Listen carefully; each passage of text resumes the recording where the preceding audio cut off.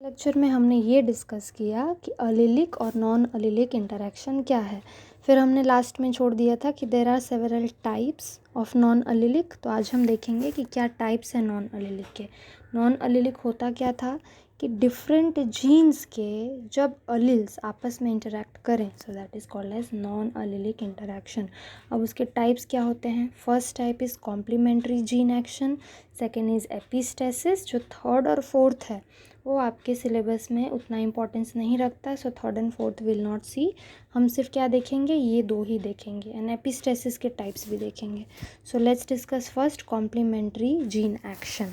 सो इसमें क्या होता है कि that they have two pairs always, दो पेयर में होगा। यहाँ पे देखो, सपोज ये एक जीन है, सो ये एक पेयर हो गया, ये दो पेयर हो गया। So always they will be in pairs, और ये नॉन अलिलिक जीन्स होंगे। नॉन अलिलिक हमें पता है क्या, सपोज़ ये एक जीन है और ये एक दूसरा जीन है, जब अलग अलग जीन के अलिल्स इन्वॉल्व हों then we have what, non allelic genes. ठीक है। नेक्स्ट जो बहुत ही इम्पॉर्टेंट है वो क्या याद रखना है आपको, कि both should be in dominant form.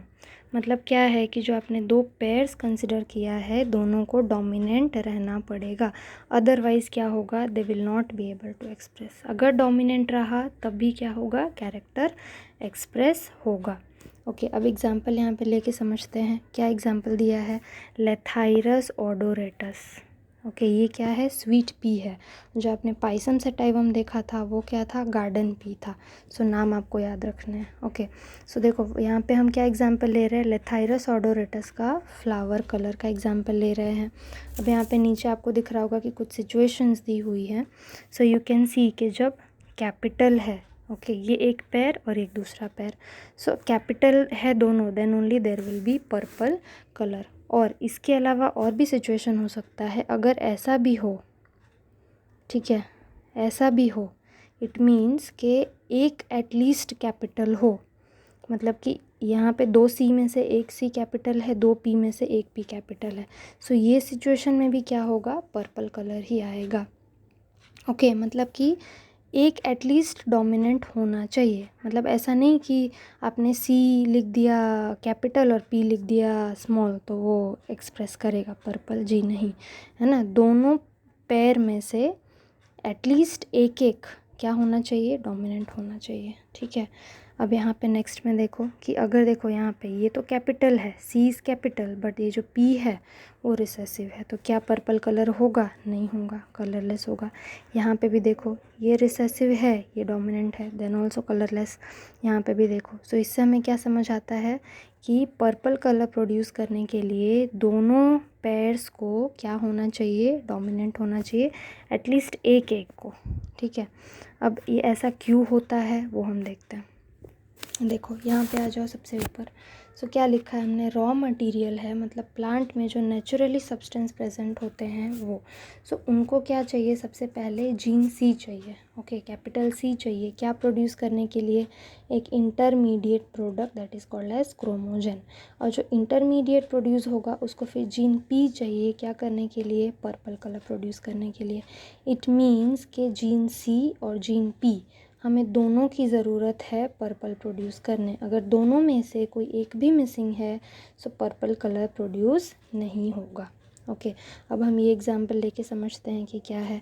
Suppose आप ले लो कि यहाँ पे capital C capital C, capital P, this is coloured, और यहाँ पे जो चारों है वो रिसेसिव है, that is it is colourless. जब दोनों पेरेंट्स के बीच में हम क्रॉस कराएंगे तो F1 में जो हमें प्रोडक्ट मिलेगा वी नो कि हेट्रोजाइगस मिलेगा। अब देखो यहाँ पे एक कैपिटल सी है, एक कैपिटल पी है। सो हमने पीछे डिस्कस किया था कि अगर एक भी होता है dominant then it is going to be coloured. Okay, अब हमने सेल्फिंग करा दी। सेल्फिंग कराने के पहले आप इसके गैमेट्स बना लो। गैमेट्स क्या बनेंगे, ये बनेंगे, all this we know, so we not discussing it again. ये गैमेट्स बना के आप F2 का पनेट स्क्वायर ड्रॉ कर लो।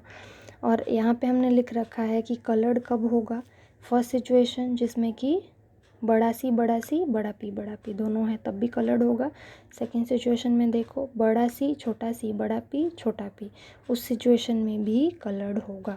सो आप जब ये बनाओगे फिर क्या होगा, जब हम फिनोटाइप रेशियो लिखेंगे कलर्ड इज़ टू कलरलेस, सो आप देखो हमने जितने भी अंडरलाइन किए हैं वो सारे कलर्ड है। यहाँ पे देखो ये दोनों कैपिटल है, it is going to be coloured, है ना। यहाँ पे भी देखो 2 बड़ा सी है लेकिन एक बड़ा पी भी तो है, that is why it is going to be coloured. जब आप ये सॉल्व करोगे तो आपको आइडिया आ जाएगा। अब यहाँ देखो ये वाला क्या है, सी तो बड़ा है लेकिन पी में एक भी बड़ा नहीं है, सो क्या ये कलर्ड हो सकता है, नहीं हो सकता है। सो जब आप ये सॉल्व करोगे सो क्या होगा, आपको रिजल्ट मिलेगा, रेशियो मिलेगा 9:7 का। ठीक है, 9 किसका, कलर्ड का, और कलरलेस का 7 मिलेगा आपको। Okay, so this was about complementary gene action. जो नेक्स्ट टॉपिक है वो क्या है, एपिस्टेसिस। एपिस्टेसिस का मतलब क्या है, एपी मीन्स किसी चीज़ के ऊपर, मतलब आउटर, हम बोलते हैं ना epidermis, so epi means outer, stasis means stable. So क्या चीज़ किसके ऊपर स्टेबल है वो हम देखेंगे। ओके, वील अंडरस्टैंड कि what is how this is happening. But सबसे पहले आप देखो कि एक जीन है। ओके, कोई भी एक जीन है जो क्या करता है, it prevents the expression of another non allelic gene. आप समझ लो जैसे कि 2 जीन्स हैं, ठीक है, ए और बी। सो एक जीन क्या करेगा, जो कि ये ए है, क्या करेगा कि बी के सर पे बैठ जाएगा और उसको भी काम नहीं करने देगा। कुछ बच्चे होते हैं ना क्लास में कि खुद तो पढ़ाई कर लेते हैं बट फिर दूसरों को डिस्टर्ब करते हैं, वैसे ही ये जो ए है क्या करेगा, खुद अपना सब काम कर लेगा लेकिन बी को जाके डिस्टर्ब करेगा। उसकी वजह से क्या होगा, बी भी अपना काम ठीक से नहीं कर पाएगा।